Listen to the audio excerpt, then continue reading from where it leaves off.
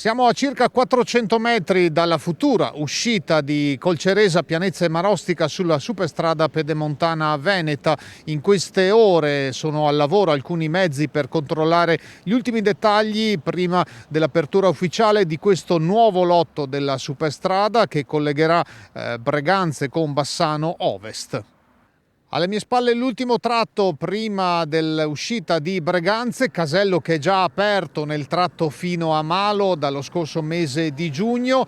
Asfalto perfetto, le righe perfettamente tracciate, gli ultimi lavori anche sulle scarpate e poi intorno però ci sono molte cose ancora da sistemare.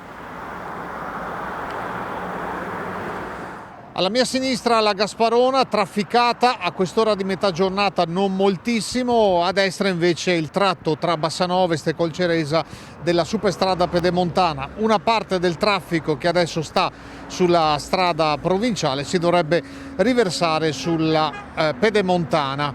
Intanto si cominciano a intravedere i primi rifiuti a lato della carreggiata sia della pedemontana che della Gasparona. Siamo allo svincolo di uscita di Bassano Ovest, il casello che aprirà tra pochi giorni. Anche qui vedremo e sentiremo scorrere i primi veicoli tra pochi giorni. Molto lavoro è stato fatto anche dal punto di vista del suono con le barriere fonoassorbenti.